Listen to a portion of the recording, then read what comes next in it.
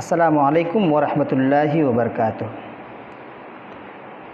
الحمدللہ رب العالمین والصلاة والسلام علی اشرف الانبیاء وسید المرسلین وعلی آلہ وصحبہ اجمعین ومن تبعہم بإحسان الی یوم الدین، اما بعد۔ اعوذ باللہ من الشیطان الرجیم، بسم اللہ الرحمن الرحیم۔ الحمدللہ رب العالمین الرحمن الرحیم مالک یوم الدین، ایاک نعبد و ایاک نستعین، اہدنا الصراط المستقیم صراط الذین انعمت علیہم غیر المغضوب علیہم ولا الضالین۔ معزز سامعین اکرام، دینی ملی بھائیوں، عزیز ساتھیوں اور پیارے بچوں، آج میں آپ لوگوں کے سامنے ایک بہت ہی عظیم سورت سورہ فاتحہ کی مختصر تفسیر آپ کے سامنے پیش کروں گا۔ اس سے پہلے کہ میں اس سورہ کریمہ کی تفسیر کروں، میں مناسب سمجھتا ہوں کہ اس کی اہمیت اور فضیلت اور اس سورہ کریمہ کا مرتبہ کتنا بڑا ہے، اس کو آپ کے سامنے واضح کر دوں۔ اللہ تعالیٰ کہتا ہے سورۃ الحجر آیت نمبر 86، وَلَقَدْ آتَيْنَاكَ سَبْعًا مِّنَ الْمَثَانِي وَالْقُرْآنَ الْعَظِيمِ۔ اے نبی، ہم نے آپ کو 7 ایسی آیتیں دی ہے، ایسی 7 آیتیں جو بار بار پڑھی جاتی ہیں، والقرآن العظیم، اور ہم نے آپ کو قرآن عظیم عطا فرمایا۔ اس آیت کریمہ پہ جب آپ غور و فکر کریں گے تو آپ کو پتہ چلے گا کہ سورہ فاتحہ کا کتنا بڑا مقام ہے، کتنا بڑا مرتبہ ہے۔ اس آیت کریمہ میں ذکر العام بعد الخاص، جو لوگ بلاغہ پڑھتے ہیں یا بلاغہ پڑھے ہوئے ہیں ان کو یہ قاعدہ پتہ ہوگا بلاغے کا کہ ذکر الخاص بعد العام یا ذکر العام بعد الخاص، ایک قاعدہ ہے کہ کبھی کبھی کسی خاص چیز کو ذکر کرنے کے بعد پھر عام چیز کو ذکر کی جاتی ہے، اور کبھی کبھی عام چیز کو ذکر کرنے کے بعد کسی خاص چیز کو ذکر کیا جاتا ہے، جیسا کہ تنزل الملائکۃ والروح فی، کہ شب قدر لیلۃ القدر میں فرشتے نازل ہوتے ہیں، فرشتے نازل ہوتے ہیں، والروح فی، اور روح الامین یعنی حضرت جبرائیل علیہ السلام بھی اترتے ہیں۔ تو کیا حضرت جبرائیل علیہ السلام فرشتوں میں سے نہیں ہیں؟ بالکل ہیں، لیکن اللہ تعالیٰ تمام فرشتوں کا تذکرہ الگ سے کر رہا ہے اور حضرت جبرائیل کا تذکرہ الگ سے کر رہا ہے، اس کی اہمیت، اس کی فضیلت کو بتانے کے لیے، حضرت جبرائیل علیہ السلام کا مرتبہ بتانے کے لیے۔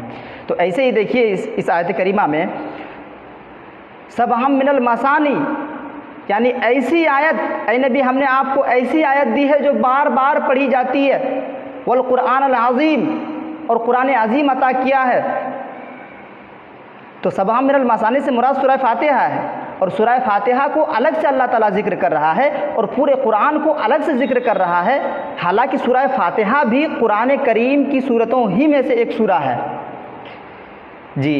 تو اس لیے اللہ تعالیٰ اس کو الگ کر کے ذکر کر رہا ہے تاکہ اس کی اہمیت کو ہمارے سامنے اجاگر کرے، تاکہ اس کی اہمیت ہمارے سامنے آ جائے کہ اس کی اہمیت کیا ہے۔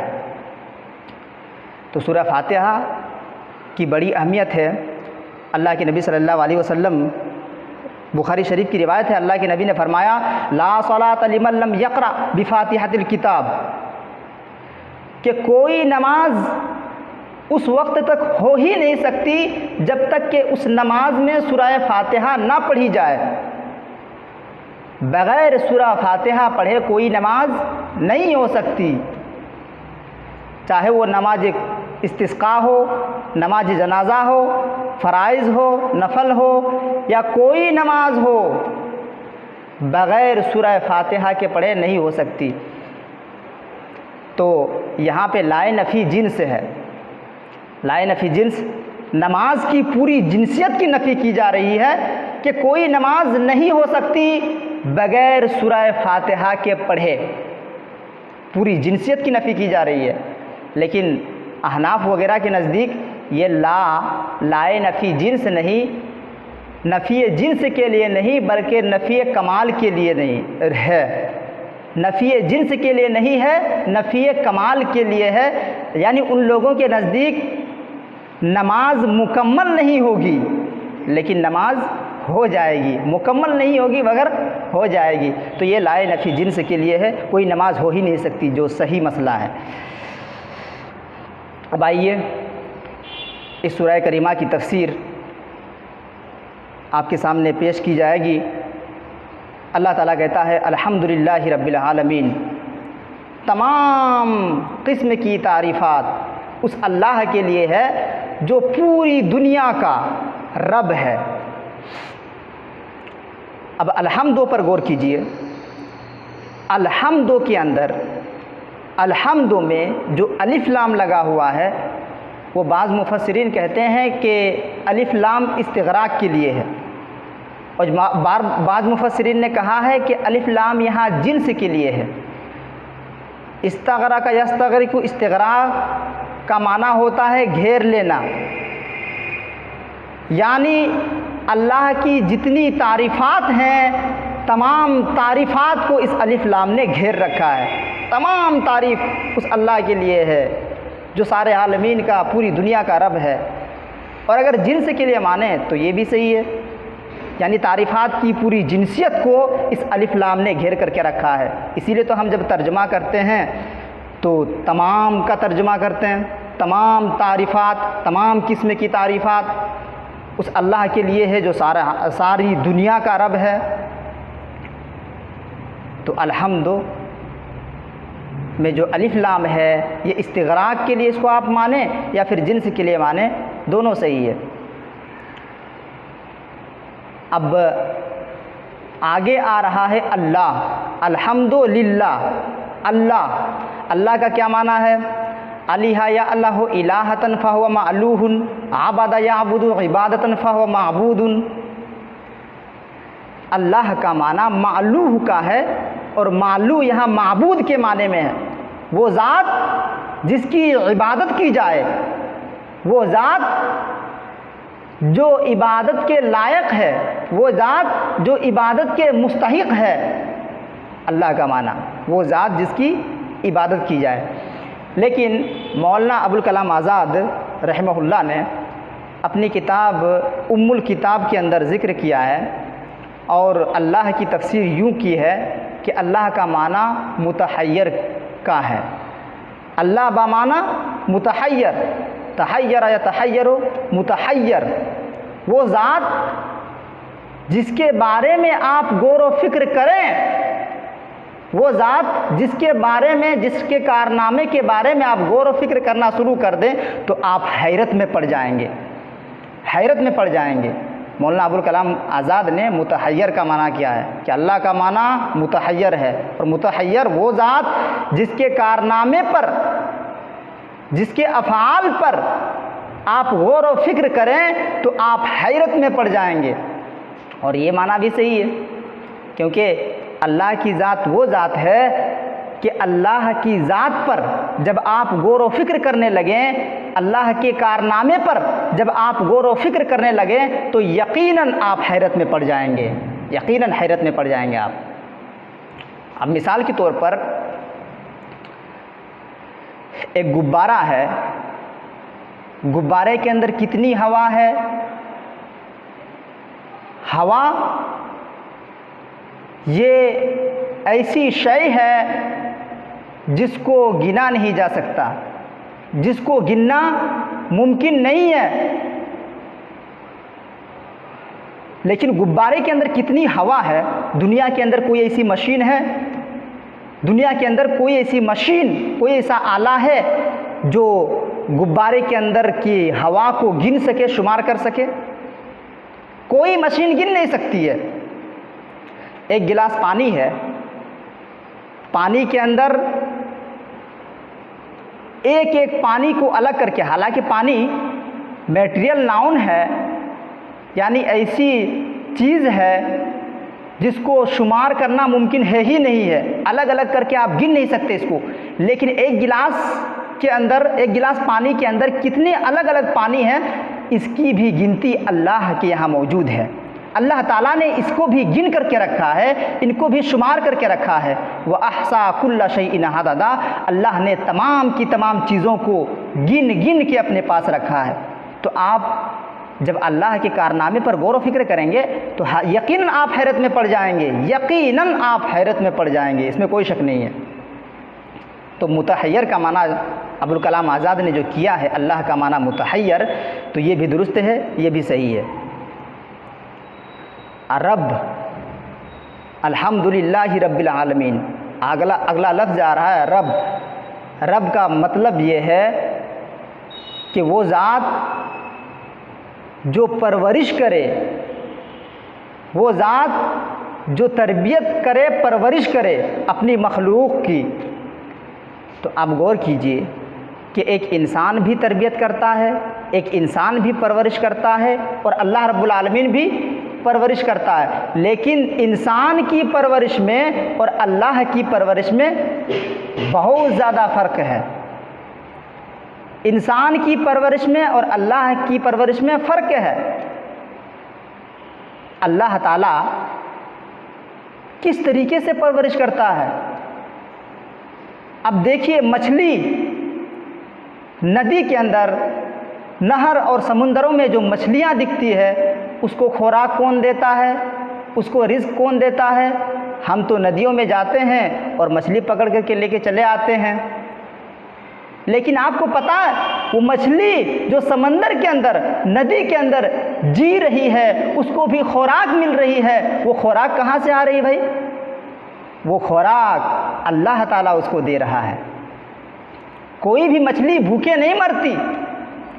دنیا کے اندر بہت ساری مخلوقات ہیں۔ ایک چیونٹی کیا کھاتی ہے؟ آپ دیکھتے ہیں نا میدان وغیرہ میں یا پھر جہاں تہاں آپ دیکھ رہے ہیں، چیونٹیاں ادھر ادھر جا رہی ہے، آ رہی ہے، اپنی زندگی گزار رہی ہے، لیکن اس کو رزق کون دے رہا ہے؟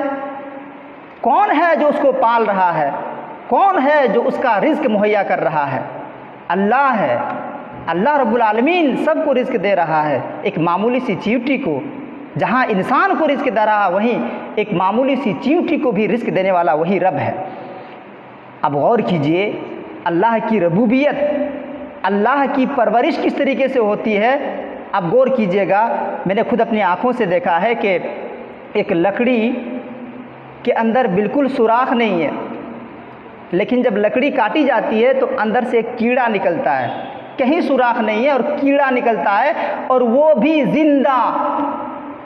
لکڑی میں سوراخ نہیں ہے، لکڑی کے اندر سے کیڑا نکل رہا ہے، وہ بھی زندہ۔ اب بتائیے کہ اللہ کا رزق کہاں تک پہنچ رہا ہے؟ اس لکڑی کے اندر جو کیڑا ہے، اللہ تعالیٰ اس کو بھی رزق دے رہا ہے، اللہ تعالیٰ اس کی بھی پرورش کر رہا ہے۔ تو اللہ تعالیٰ کی یہ ربوبیت ہے، اللہ تعالیٰ کی یہ پرورش ہے۔ انسان کی پرورش کچھ بھی نہیں ہے، اللہ کی پرورش کے نزدیک کچھ بھی نہیں، کچھ اہمیت رکھتی نہیں ہے۔ تو رب کا معنی پرورش کرنے والا، وہ ذات جو تمام کی تمام مخلوقات کی پرورش کرے۔ اب آگے آ رہا ہے الرحمن الرحیم۔ رحمان یہ بھی مبالغہ ہے، اسم مبالغہ، اور رحیم یہ بھی اسم مبالغہ ہے۔ رحمان کا معنی وہ ذات جس کے اندر رحمت کوٹ کوٹ کے بھری پڑی ہو۔ جیسے کہا جاتا ہے کہ زید غضبان، زید بہت زیادہ غصے میں ہے، زید بہت زیادہ غصے میں ہے،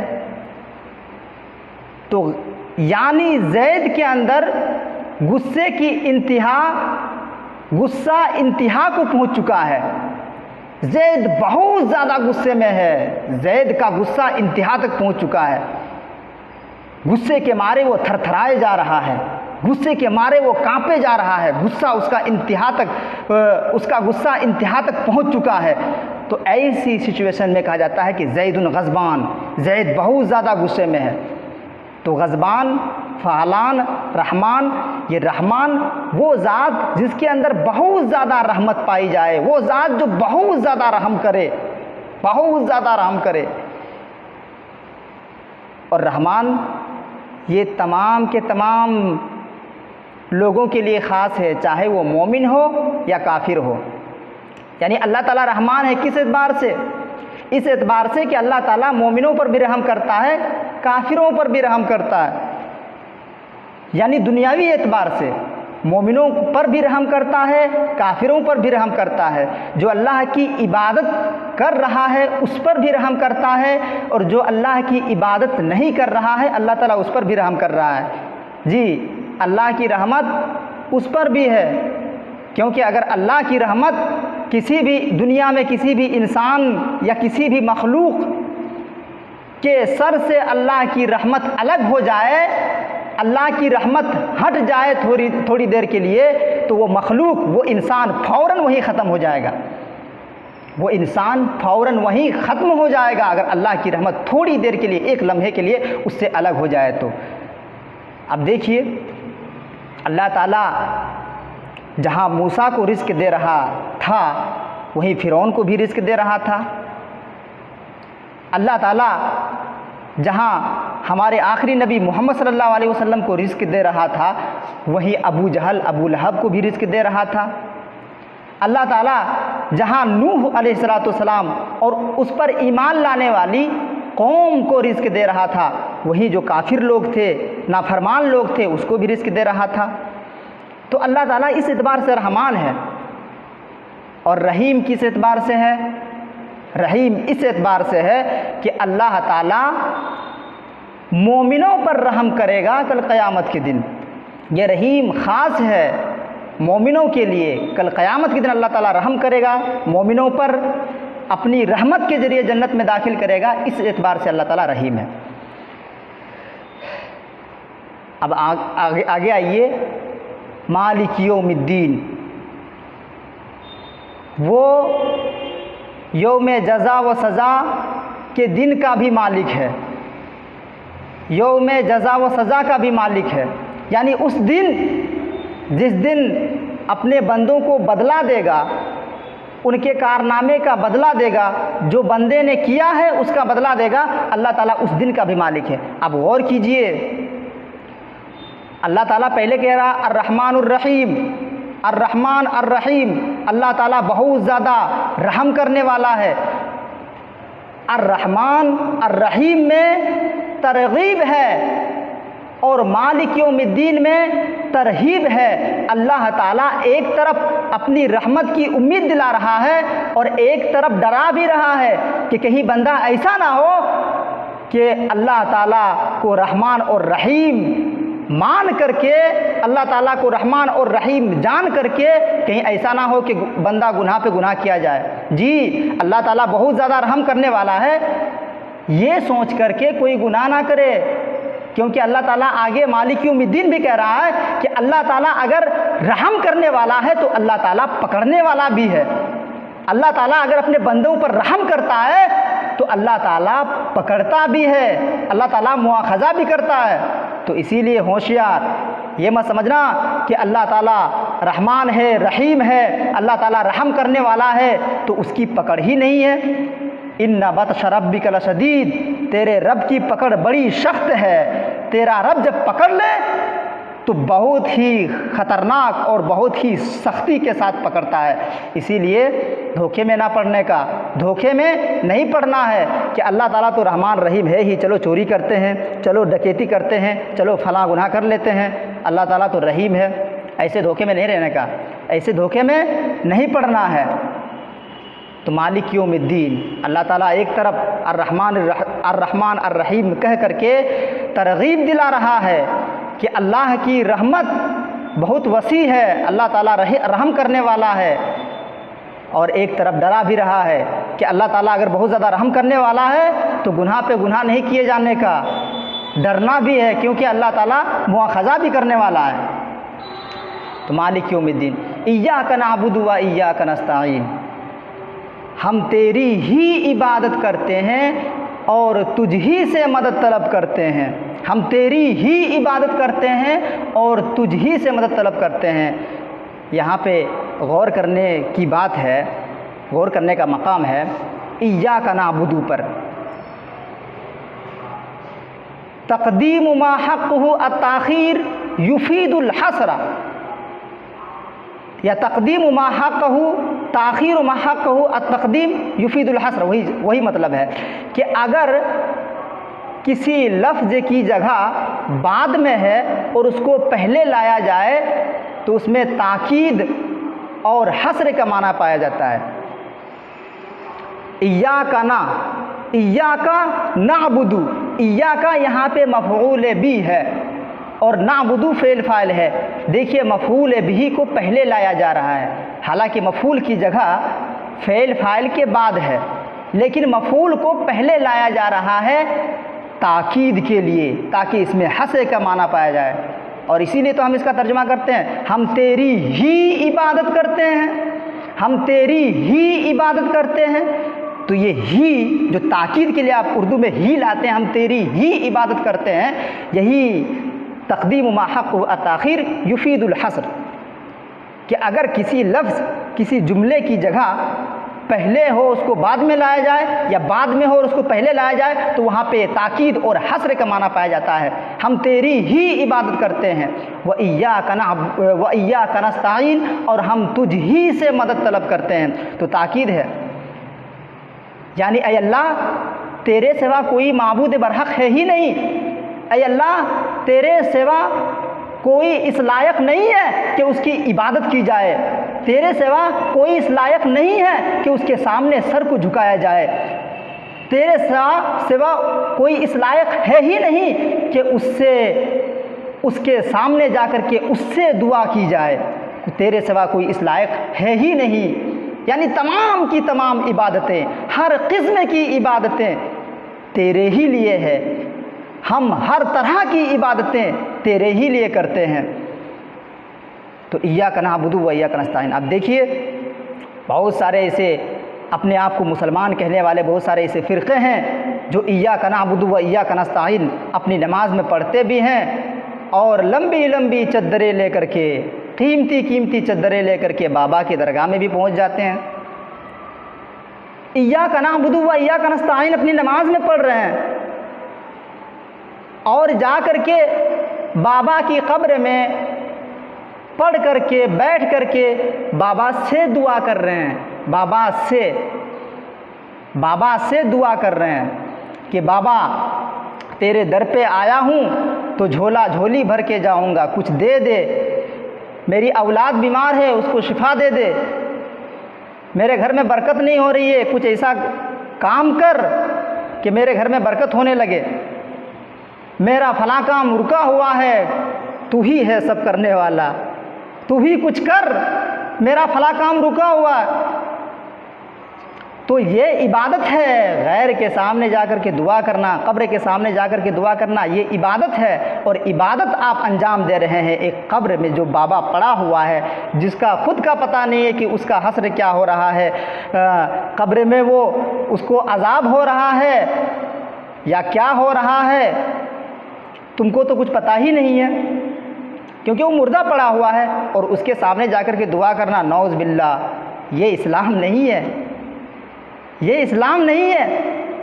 غیر کے سامنے اگر عبادت کی جائے تو اس کو اسلام نہیں کہا جاتا ہے۔ غیر کے سامنے جا کر کے اس سے دعا کریں ہم تو یہ اسلام نہیں ہے۔ اسلام کے اندر شرک کی بو بھی نہیں آنی چاہیے۔ اگر شرک کی بو آ رہی ہے تو تمہارے پاس وہ اسلام نہیں ہے جو نبی اکرم صلی اللہ علیہ وسلم ہمیں دے کر کے گئے ہیں۔ ہمارے پاس وہ اسلام نہیں ہے اگر شرک کی بو تک آ رہی ہے تو۔ جو نبی اکرم صلی اللہ علیہ وسلم نے صاف و شفاف اسلام، ایک پاک اسلام ہمیں دے کر کے جو گئے ہیں نبی اکرم صلی اللہ علیہ وسلم، وہ اسلام ہمارے نزدیک ہمارے پاس نہیں ہے اگر ایسی حرکتیں ہم کر رہے ہیں تو۔ ایاک نعبد و ایاک نستعین، اے اللہ ہم تیری ہی عبادت کرتے ہیں اور اے اللہ ہم تجھ ہی سے مدد طلب کرتے ہیں، کیونکہ عبادت کے لائق صرف تو ہے، عبادت کا مستحق صرف تو ہے، اور جس سے مدد طلب کی جائے اس کا بھی مستحق صرف تو ہے، تیرے علاوہ کوئی مدد کر نہیں سکتا۔ ایاک نعبد و ایاک نستعین، اہدنا الصراط المستقیم، اے اللہ ہمیں سیدھے راستے پہ چلا، اے اللہ ہماری رہنمائی کر سیدھے راستے کی طرف، ہمیں سیدھے راستے پہ چلنے کی ہدایت دے۔ اب ہدایت کی دو قسمیں ہیں، ہدایت دو طرح کی ہوتی ہے، ایک ہدایت توفیقی اور ہدایت ارشادی۔ ہدایت دو طرح کی ہوتی ہے، ایک ہدایت توفیقی، ایک ہدایت ارشادی۔ ہدایت توفیقی صرف اللہ کے ہاتھ میں ہے، ہدایت کی توفیق دینا، ہدایت کی توفیق دینا یہ انسان کے بس میں تھوڑی ہے، یہ صرف اللہ کے ہاتھ میں ہے۔ اللہ جس کو چاہتا ہے ہدایت کی توفیق دے دیتا ہے۔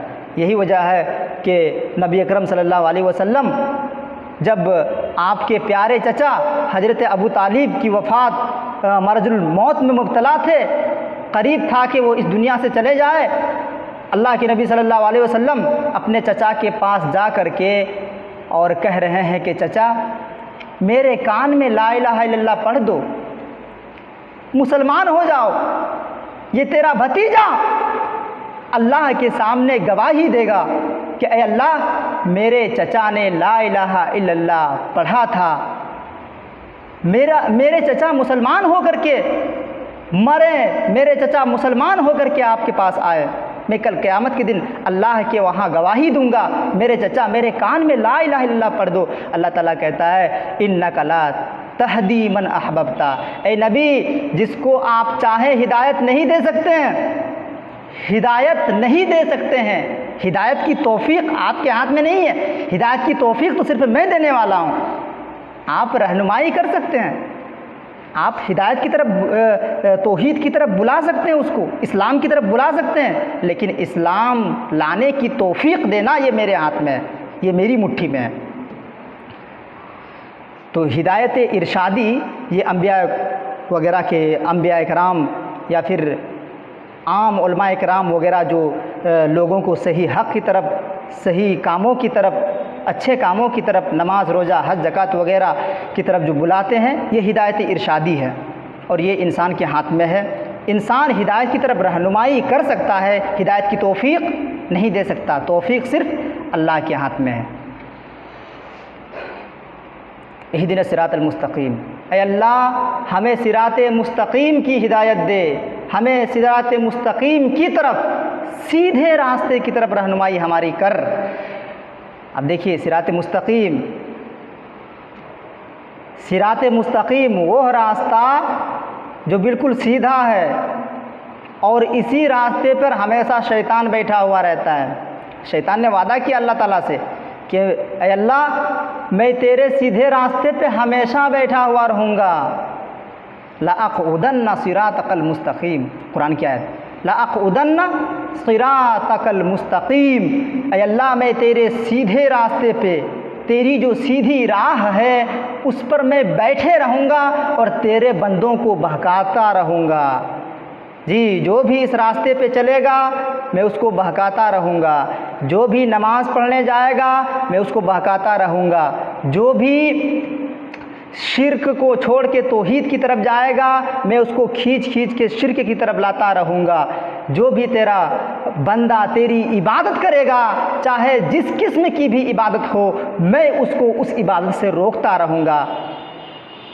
تو شیطان سیدھے راستے پہ بیٹھا ہوا ہے، پدھارا ہوا ہے، جب بھی کوئی سیدھے راستے پہ چلنے کی کوشش کرے گا شیطان اس کے دائیں سے بائیں سے آگے سے پیچھے سے آ کر کے ہر ممکن کوشش کرے گا کہ اس کو سیدھے راستے سے ہٹا دے اور گمراہی کی طرف لے کے جائے۔ اسی لیے دعا کرنی چاہیے، اسی لیے دعا کرنی چاہیے، ربنا لا تزغ قلوبنا بعد اذ ہدیتنا، اے اللہ ہدایت دینے کے بعد ہمارے دلوں کو تو موڑ مت دینا، اے اللہ ہدایت دینے کے بعد ہمارے دلوں کو تو پھیر مت دینا، ہمارے دلوں کو تو گمراہی کی طرف نہ لے کے جانا ہدایت دینے کے بعد۔ ہمیشہ یہ دعا کرنی چاہیے، ربنا لا تزغ قلوبنا بعد اذ ہدیتنا، ربنا لا تزغ قلوبنا بعد اذ ہدیتنا، ہمیشہ یہ دعا کرنی چاہیے۔ جی، تو اہدنا الصراط المستقیم صراط الذین انعمت علیہم، اے اللہ ہمیں اس راستے پہ چلا، ان لوگوں کے راستے پہ چلا جن لوگوں پر تو نے انعام کیا ہے، ہمیں ان لوگوں کے راستے پہ چلا جن لوگوں پر تو نے انعام کیا ہے۔ اب وہ کون لوگ ہیں بھائی؟ سیدھے راستے پہ جو ہم جا رہے ہیں نا، سیدھے راستے پہ آپ جو چل رہے ہیں، ہم اکیلے نہیں چل رہے ہیں بلکہ ہم سے پہلے بہت سارے لوگ اس راستے سے گزر چکے ہیں۔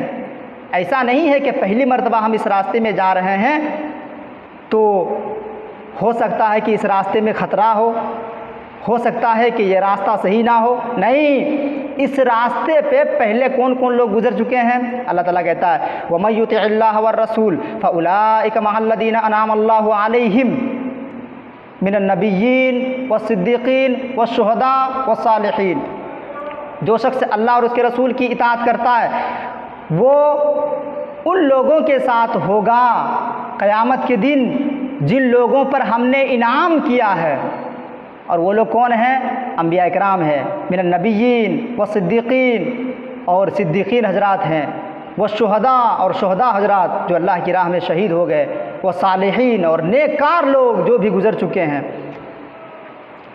ان لوگوں کے ساتھ وہ شخص ہوگا کل قیامت کے دن جو اللہ اور اس کے رسول کی اطاعت کرے۔ فَأُولَٰئِكَ مَعَ الَّذِينَ أَنْعَمَ اللَّهُ عَلَيْهِمْ مِنَ النَّبِيِّينَ وَالصِّدِّيقِينَ وَالشُّهَدَاءِ وَالصَّالِحِينَ۔ تو ایسا نہیں ہے کہ اس راستے پہ ہم تنہا چل رہے ہیں، ہم سے پہلے یہ نبیین، صدیقین، شہداء، صالحین، یہ تمام کے تمام لوگ اس راستے میں گزر چکے ہیں۔ جی، صراط الذین انعمت علیہم غیر المغضوب علیہم ولا الضالین، اے اللہ ہمیں ان لوگوں کے راستے پہ نہ چلا جس پر تیرا غضب ہے، اے اللہ ہمیں ان لوگوں کے راستے پہ نہ چلا جن لوگوں پر تیرا غضب ہے، جن لوگوں پر تیرا غصہ ہے، ولا الضالین، اور جو لوگ گمراہ ہو چکے ہیں، جو لوگ صحیح راستے سے بھٹک چکے ہیں، ان لوگوں کے راستے پہ ہمیں نہ چلا۔ اور اس سے مراد یہود و نصارہ، یعنی اے اللہ ہمیں یہود و نصارہ کے راستے پہ نہ چلا جو گمراہ ہو چکے ہیں یا جس پر تیرا غضب ہے، جس پر تیرا غصہ ہے۔ تو یہ سورہ فاتحہ کی مختصر تفسیر جو آپ کے سامنے پیش کی گئی۔ اور ایک چیز، اس سورہ کریمہ کے اندر توحید کی 3 قسمیں موجود ہیں۔ توحید کی 3 قسمیں ہیں نا، توحید الوہیہ، توحید ربوبیہ اور توحید اسماء و صفات، یہ تینوں قسمیں اس سورہ کریمہ کے اندر موجود ہے۔